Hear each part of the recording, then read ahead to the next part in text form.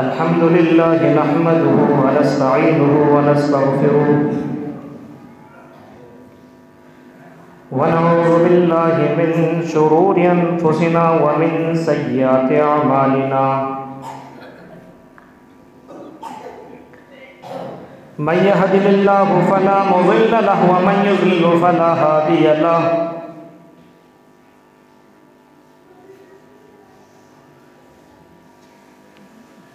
व अशहदु अल्ला इलाहा इल्लल्लाहु वहदहु ला शरीका लहु व अशहदु अन्ना मुहम्मदन अब्दुहु व रसूलुहु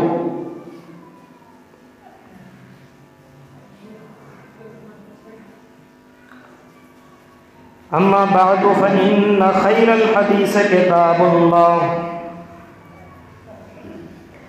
व खैरल हदी हदी मुहम्मदिन सल्लल्लाहु अलैहि वसल्लम व शर्रल उमूरि मुहदसातुहा व कुल्लु मुहदसतिन बिदअह व कुल्लु बिदअतिन ज़लालह व कुल्लु ज़लालतिन फिन्नार। अऊज़ु बिल्लाहि मिनश शैतानिर रजीम। बिस्मिल्लाहिर रहमानिर रहीम।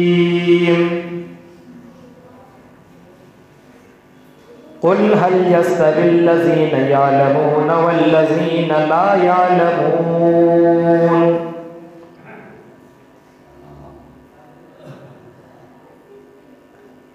वक़ाल नबी सल्लल्लाहु तआला अलैहि वसल्लम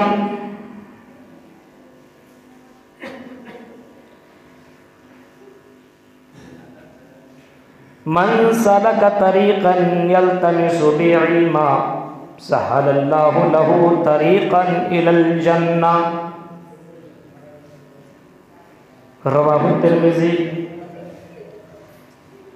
रब्बि इश्रह ली सदरी व यस्सिर ली अमरी वहलुल उक़दतम मिन लिसानी यफ़क़हू क़ौली। अल्लाहुम्मा रब्बि ज़िदनी इल्मा। आमीन। मुअज़्ज़ज़ हाज़िरीन जुमा, इस्लामी बुज़ुर्गों, नौजवान दोस्तों, प्यारी बच्चों और पर्दा नशीन इस्लामी माँ और बहनों,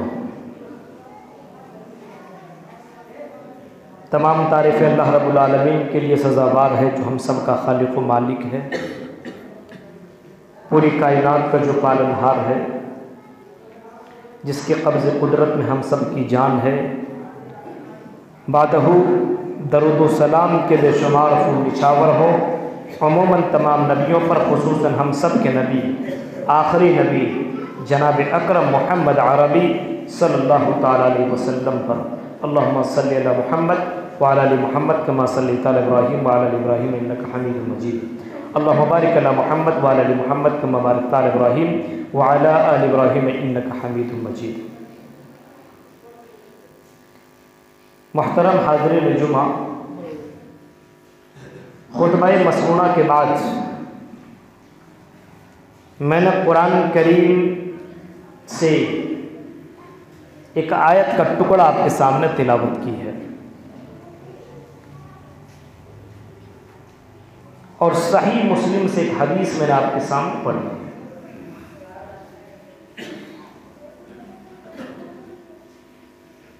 आयत और हदीस के मुनासिबत से मौज़ूए खिताबत है इल्म की फजीलत और उसकी ज़रूरत।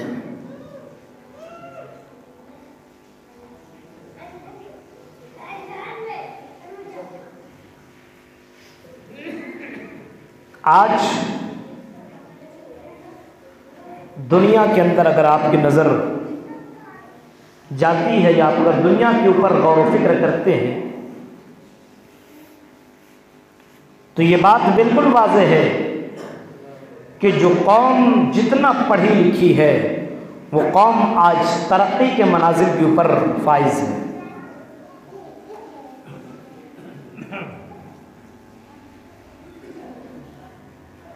पढ़ाई में जो कौम जितना मेहनत करती है वो कौम उतना ज़्यादा तरक्की करती चली जाती है। इसी वजह से अगर मुसलमान सबसे कमज़ोर है, सबसे ज़्यादा जलील है, सबसे ज़्यादा रुस्वा है, तो इसकी सबसे बड़ी वजह यह है कि मुसलमान पढ़ाई लिखाई में बहुत पीछे है।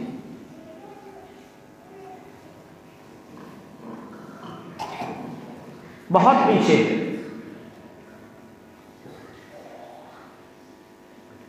आज परसेंटेज निकाला जाए मुसलमानों का पढ़ाई लिखाई में तो बहुत कम 2-5% होंगे कि इतने ही मुसलमान पढ़े लिखे हैं।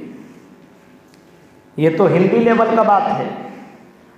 और अगर उर्दू लेवल में आए, दीन का इल्म अगर देखने जाएं, 100 में 1-2 आपको मिल जाएगा, वरना बाकी लोग आपको ऐसे मिलेंगे जो मुसलमान तो हैं लेकिन उसको नमाज का तरीक़ा मालूम नहीं है, उसको जनाजे का दुआ मालूम नहीं है, उसको मस्जिद में आने का और मस्जिद से जाने का दुआ मालूम नहीं है, उसको अपने घर के अंदर दाखिल होने का दुआ मालूम नहीं है, उसको कपड़ा पहनने का और इसी तरीके से खाना खा करके खाने के बाद की दुआ उसको मालूम नहीं है।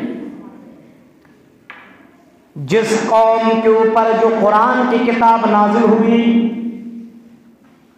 और जिस किताब के बारे में ये कहा जाता ज़ालिकल किताबु ला रैब फीह, ये किताब ऐसी है जिसमें शक की कोई गुंजाइश नहीं है, जिसमें डाउट की कोई गुंजाइश नहीं है। ये किताब ऐसी है जिसमें कोई शक कर ही नहीं सकता है। अगर कोई मुसलमान अगर इस किताब के ऊपर शक करे तो वो मुसलमान ही नहीं है। जब वो कुरान हमारे नबी जनाब मोहम्मद रसूलुल्लाह के ऊपर नाजिल की गई और कुरान की जो 5 आयतें उतारी गई, उन 5 आयतों में पहली आयत यही थी, इक़रा बिस्म रब्बिकल्लज़ी खलक़। जिस कौम को हिदायत दी जा रही है, जिस उम्मत को बताया जा रहा है, जिस नबी को सिखाया जा रहा है, जिस नबी को सबसे पहले जिस चीज़ की तालीम दी जा रही है, वो यही कहा जा रहा है। अल्लाह ये नहीं कहता है आए मेरे नबी मेरी इबादत कर, आए मेरे नबी दौलत कमा ले, आए मेरे नबी बैंक बैलेंस से जमा कर ले, आए मेरे नबी बिल्डिंगें बना ले, बल्कि अल्लाह ताला अपने नबी से कह रहा है इक़रा बिस्म रब्बिकल्लज़ी खलक़। आए नबी तालीम हासिल कर, पढ़, नॉलेज हासिल कर, जानकारी हासिल कर।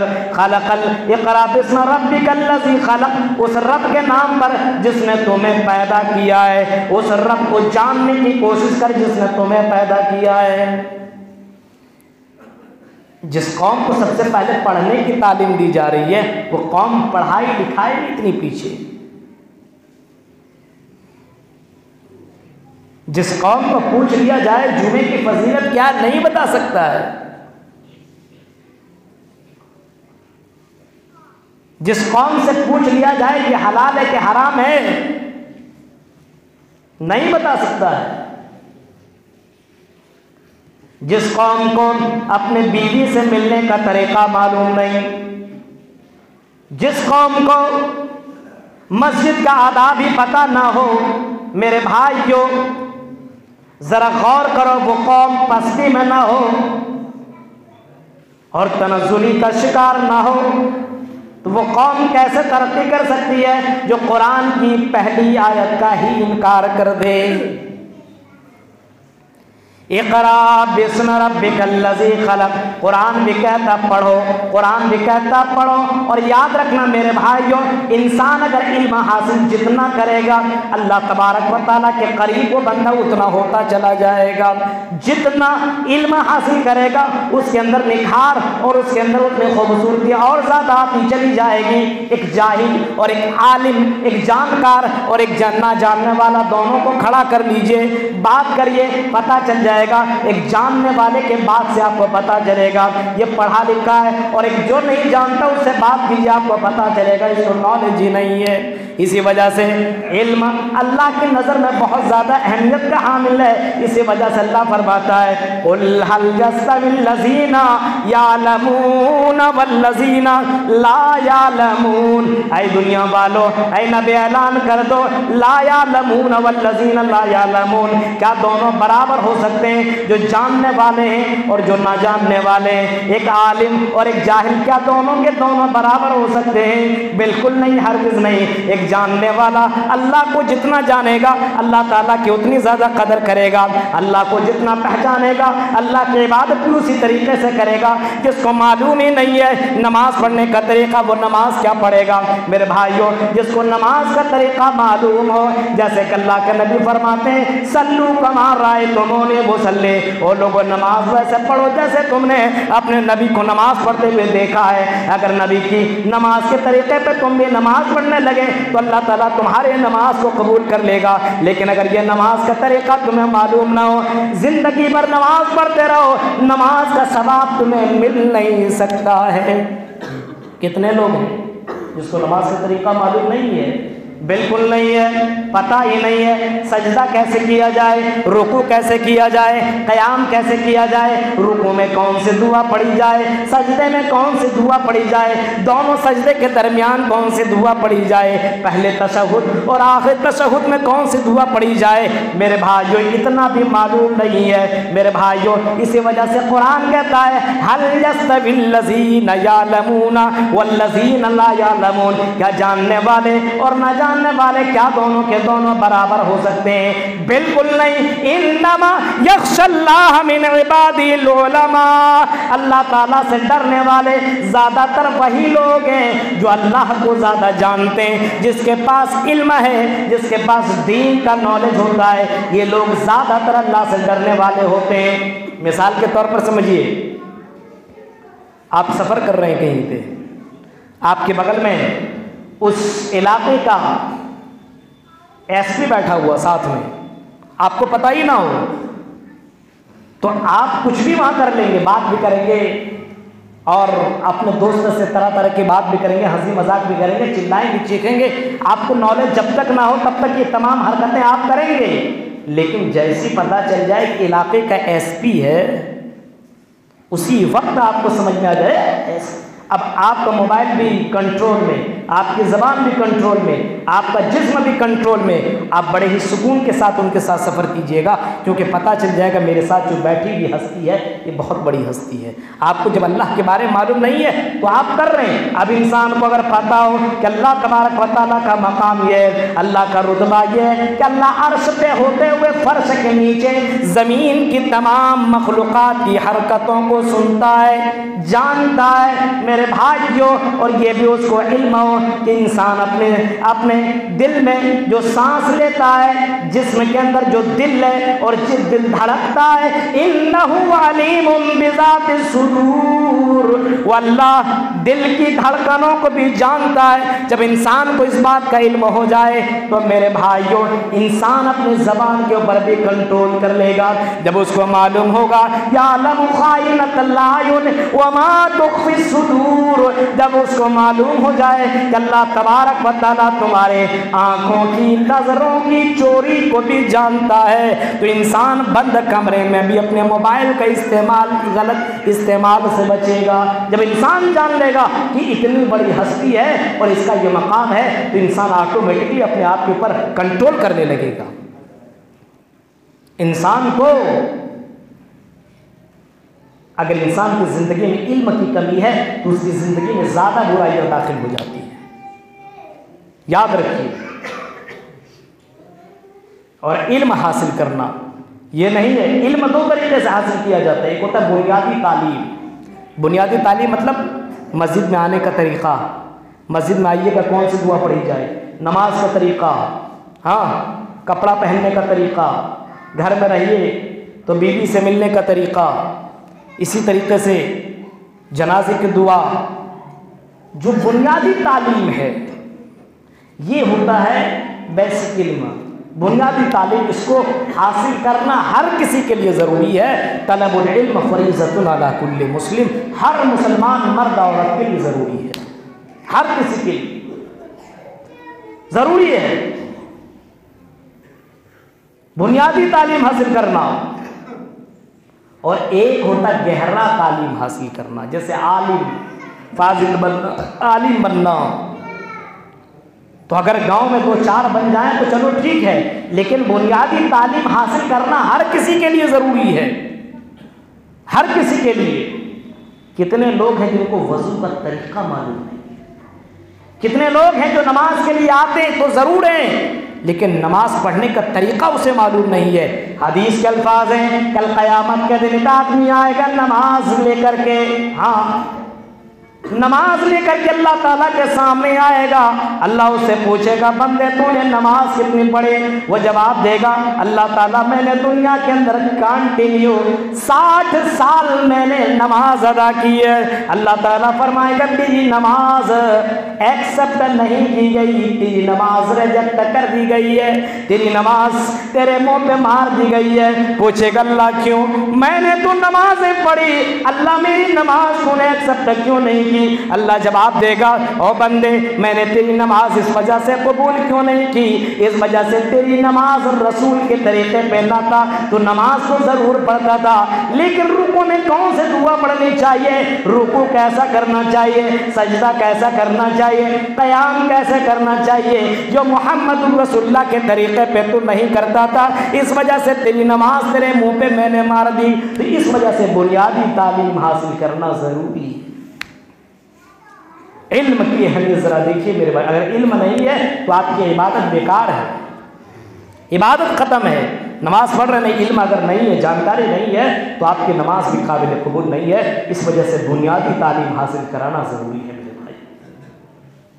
गौर कीजिए, अल्लाह के नबी सल्लल्लाहु अलैहि वसल्लम फरमाते हैं, जो इल्म हासिल करने के लिए निकलता है, जुमे के दिन आकर के पहले बैठ करके आदमी तकरीर खुतबे का जुमा सुनता है, ये भी इल्म हासिल करना। ये भी कहीं जलसा हो, कहीं प्रोग्राम हो, कहीं दीन का बात हो, वहाँ जाकर के पहुँच करके सुन लिया जाए, ये भी इल्म हासिल करना है। हदीस के अल्फाज है, मन सलका तरीक़न यल्तमिसु इल्मन, एक आदमी इल्म हासिल करने के लिए अपने घर से निकलता है, अपने घर से इस नियत से निकलता है, चलो मैं दीन का इल्म हासिल कर लेता हूँ, चलो मैं इस्लाम को सीख लेता हूँ। अल्लाह के नबी सल्लल्लाहु अलैहि वसल्लम फरमाते हैं, सहलल्लाहु लहू तरीक़न इलल जन्नह, तो अल्लाह ताला उसके लिए जन्नत का रास्ता आसान कर देता है। बाद हदीसों में आता है, वो जन्नत के रास्ते के तरफ निकल जाता है जो आदमी इल्म हासिल करने के लिए निकलता है।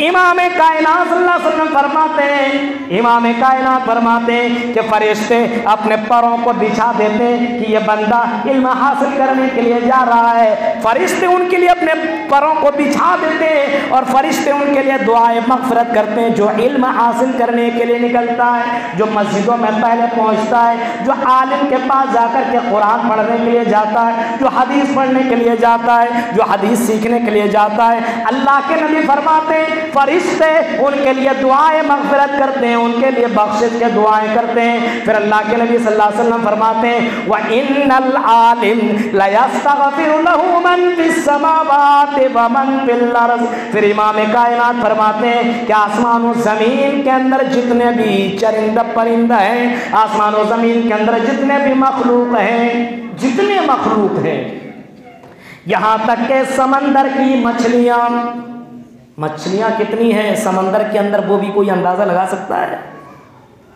जितने मखलूक हैं, एक मखलूक देखिए, एक बैतुल्लाह जो खाना काबा के अंदर जिसमें तवाफ हो रहा है, उसी खाना के ऊपर सेम उसी खाना काबा के ऊपर बैतुल मामूर है, उसी बैतुल मामूर के अंदर भी फरिश्ते तवाफ करते हैं, नूरानी मखलूक तवाफ करते हैं, और इतना ज़्यादा तवाफ करते हैं, इतना तवाफ करते हैं, इमाम कायनात फरमाते हैं कि फरिश्ता एक बार जो तवाफ कर लेता है, क़यामत तक उसको दोबारा तवाफ का मौका नहीं मिलता है। वो तमाम नूरानी मखलूक और समंदरी मखलूक यानी ये मछलियाँ, इन तमाम के तमाम मखलूक एक आलिम के लिए जो लोगों को इल्म सिखाते हैं, लोगों को दावत का काम करते हैं, लोगों के दरमियान जो तकरीर करते हैं, लोगों के दरमियान जो कुरान की तिलावत करके सुनाते हैं, जो दुनिया को इल्म देते हैं, जो मोहम्मद रसूलुल्लाह की तालीम को आम करते हैं, अल्लाह के नबी फरमाते हैं ये तमाम के तमाम मखलूक उस आलिम के लिए दुआए मग़फ़िरत करती है। कितनी बड़ी फजीलत है, एक आलिम की कितनी बड़ी फजीलत है। आजकल आलिमों की कदर कहाँ है? इतने मखलूक, आसमान और ज़मीन के अंदर जितने मखलूक है, यहाँ तक कि समंदर की मछली, क्यों इस वजह से एक आलिम ही बताता है ये हलाल है कि हराम है। एक आलिम तुम्हें बताता है ये तेरे लिए हलाल है कि हराम है। मेरे भाइयों, अगर इल्म नहीं है तो दुनिया के अंदर हलाल रोजी आदमी कैसे कमाए? नबी ने फरमाया याती अलन्नास ज़मानुन ला युबालिल मरउ मा ख़ज़ा मिन्हु अमिनल हलाल या मिनल हराम। एक ज़माना ऐसा आएगा कि लोग माल तो ज़रूर कमाएंगे लेकिन उसको इस बात की परवाह ना होगी ये हलाल है कि हराम है। मेरे भाइयों, ये हलाल और हराम की तमीज़ कराना तुम्हें आलिम सिखाएंगे। इसी वजह से एक आलिम के लिए फरिश्ते, यहाँ तक के समंदर के अंदर रहने वाली मछलियाँ भी उनके लिए दुआए मग़फ़िरत किया करती है कि अल्लाह इस आलिम की गुनाहों को तो अल्लाह बख्श दे। यहाँ तक के अल्लाह के नबी सल्लल्लाहु अलैहि वसल्लम ने ये भी फरमाया है कि अगर एक आलिम सोता है और एक आबिद इबादत करने वाला रात भर इबादत करता है तो आलिम सोने की वजह से, सोता तो ज़रूर है, इबादत करने वाले से भी बेहतर उसका सोना है क्योंकि वो सोता है मोहम्मद रसूलुल्लाह के तरीक़े पे। अल्लाह के नबी सल्लल्लाहु अलैहि वसल्लम ने फरमाया कि कोई आदमी अगर रात की तारीख़ में आयतल कुर्सी पढ़ करके सो जाए, रात की तारीख़ में अगर नमाज वितर के नमाज पढ़ करके सो जाए तो रात भर उसको इबादत करने का सवाब दिया जाता है। मेरे प्यारे साथियों, ज़रा गौर करो, रात में अगर कोई आदमी अगर ईशा के नमाज पढ़ करके सो जाए तो रात भर उसको रात भर सोने का सवाब उसको दिया जाता है। सोता तो ज़रूर है लेकिन उसको सवाब इबादत में लिखा जाता है। ये मालूम होगा तब ना। तो आलिम की फजीलत अल्लाह की नज़र में बहुत ज़्यादा है। इसी वजह से ज़रा गौर कीजिए, अल्लाह के नबी सल्लल्लाहु अलैहि वसल्लम फरमाते हैं एक आदमी जब मरता है तो इंसान दुनिया के अंदर दौलत छोड़ के जाता है। कोई मकान छोड़ा, कोई पैसा छोड़ा, कोई बैंक बैलेंस छोड़ा, कोई गाड़ी छोड़ा। नबी फरमाते हैं अल उलमा वरसतुल अंबिया, उलमा ये नबियों के वारिस है। वारिस उलमा ये नबियों के वारिस हैं। एक आदमी मरता तो तुम्हें दौलत मिलती है विरासत में। बाप मरा तो बेटे को विरासत में दौलत मिल गई, मकान मिल गया, पैसा मिल गया, गाड़ी मिल गई। लेकिन अल्लाह के नबी फरमाते हैं व इन्नल अंबिया लम युवर्रिसु दीनारन वला दिरहमा। जब कोई नबी दुनिया से जाता है तो विरासत में दीनार दिरहम नहीं छोड़ता है, पैसा नहीं छोड़ता, मकान नहीं छोड़ता। नबी की विरासत इल्म है, इल्म। और ये इल्म अल्लाह तबारक, अल्लाह के नबी फरमाते हैं ये इल्म उलमा को हासिल होता है, यानी नबी की विरासत उलमा को मिलती है। मेरे भाइयों, ये दौलत की विरासत ये बादशाहों की विरासत है, लेकिन इल्म की विरासत ये नबियों की विरासत है। एक इंसान को अगर इल्म मिलता है तो नबी की विरासत मिल जाती है। ज़रूरत हमारे समाज के अंदर इल्म हासिल करने की है। बेसिक इल्म लोगों के पास नहीं है। कभी आपने गौर किया कि आप नमाज पढ़ने के लिए आते हैं तो जिस तरीके से आपका लिबास है, क्या इस लिबास में आपकी नमाज होती है? इतना चुस्त पहन करके आप नमाज पढ़ने के लिए आते हैं, सही से सजदा नहीं कर पा रहा है तो उसकी नमाज होती है? कभी आपने उसके ऊपर गौर किया? एक तो जुमे के दिन नमाज पढ़ने के लिए आते हैं और जुमे के दिन भी ऐसा ड्रेस कि सजदा सही से नहीं हो पा रहा, सही से आदमी तशहुद में बैठ नहीं पा रहा है। कभी आपने इल्म हासिल किया कि भाई नमाज पढ़ेंगे, हमारी नमाज ही ना होगी तो नमाज पढ़ने से क्या फायदा? मन युरिदिल्लाहु बिही खैरन युफ़क़्क़िहु फ़िद्दीन। अल्लाह ताला जिसके साथ भलाई का इरादा करता है उसको दीन का इल्म दे देता है, दीन का इल्म दे देता है। दुनिया के अंदर माल भी ज़रूरी है, दुनिया के अंदर इल्म भी ज़रूरी है। अल्लामा इब्न क़य्यिम कहते हैं, लिखते हैं अपनी किताब के अंदर कि इल्म ये माल से ज़्यादा बेहतर है, ज़्यादा अच्छा है। क्यों? इल्म इंसान दुनिया के अंदर जब तक रहता है इल्म बांटने से कभी घटता नहीं है, लेकिन माल खर्च करने से घट जाता है। खर्च कीजिए, अल्लाह के राह में नहीं, ऐसे खर्च कीजिए, घट जाएगा। इल्म जितना ज़्यादा खर्च कीजिएगा इल्म घटता ही नहीं है। एक मालदार आदमी जब तक जिंदा रहता है उसके कदर की जाती है, उसके 4 चमचे 5 चमचे होते हैं। माल वाले के 4-5 चमचे होते हैं, लेकिन जैसे माल वाला मरता है उसका नाम लेने वाला बाकी न रहता है। लेकिन एक आलिम जब तक दुनिया में रहता है तब तक उसका नाम लिया जाता है, मरने के बाद भी उसका नाम बाकी रहता है। इमाम बुखारी को देखिए, आज भी बुखारी पढ़ाई जाती है तो इमाम बुखारी को लोग याद करते हैं। अबू हुरैरा को देखो, कितने बड़े आलिम थे जिन्होंने 5000 से ज़्यादा हदीसें हम तक पहुंचाई है। आज उस अबू हुरैरा का नाम बड़े प्यार से लिया जाता है। बड़े बड़े दुनिया के अंदर दौलतमंद आए, उसका नाम लेने वाला कोई बाकी ना है। एक दौलतमंद अपने पैसे की वजह से बड़ा फिक्रमंद होता है, कहीं मेरा कत्ल ना हो जाए, कहीं मेरा मर्डर ना हो जाए। लेकिन एक आलिम को किसी बात का डर नहीं होता है, जहाँ कहीं गया उसको इज्जत ही इज्जत मिलती है। उसको लोग अपने अपने अपने घर में और अपनी इज्जत की जगहों पे ला करके खड़ा कर देते हैं, क्योंकि अल्लाह तबारक व तआला आलिम की हिफाजत करता है। मेरे भाइयों, अपने बच्चों को बुनियादी तालीम ज़रूर सिखाओ और अपने गांव और अपने समाज से कम 2-4 आलिम ज़रूर पैदा करो मेरे भाइयों। क्योंकि अल्लाह के नबी सल्लल्लाहु अलैहि वसल्लम ने फरमाया, इन्नल्लाह ला यक़बिज़ुल इल्म, अल्लाह तबारक व तआला अचानक इल्म को उठाएगा नहीं। ऐसा नहीं कि मदरसा बंद हो गया, ऐसा नहीं कि कुरान को उठा लिया, ऐसा नहीं कि दुनिया से इल्म उठ गया, ऐसा नहीं होगा।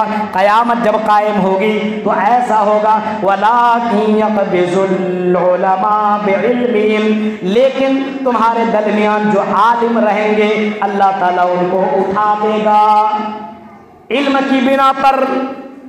हत्ता इज़ा लम यक़बिज़ुल इल्म, हत्ता इज़ा लम यबक़ल इल्म, यहाँ तक कि जब कोई आलिम बाकी न रह गया। इज़ा लम यबक़ा आलिम, यहाँ तक कि जब कोई आलिम बाकी न रहेगा तो लोग इत्तख़ज़ुन्नास रूसन जुहाला, यहाँ तक के लोग अपने जाहिलों को अपना रईस, अपना सरदार और अपना मुखिया और अपना बड़ा और अपना सरदार सब कुछ जाहिल को बना लेंगे और उसी से सवाल जवाब करेंगे। फसुइलून फाफ्तरो बगैर इल्मिन, तो वो बगैर इल्म का फतवा भी देगा। फजल्लू वाजल्लू, वो खुद गुमराह होंगे और लोगों को गुमराह करेंगे। क़यामत की निशानी ये है कि क़यामत की निशानी ये है कि उलमा कम हो जाएंगे, उलमा धीरे धीरे ख़त्म होते चले जाएंगे, इल्म की कमी आ जाएगी, जाहिल लोग बचेंगे, जाहिल खुद फतवा देंगे, लोगों को गुमराह करेंगे और खुद गुमराह हो जाएंगे।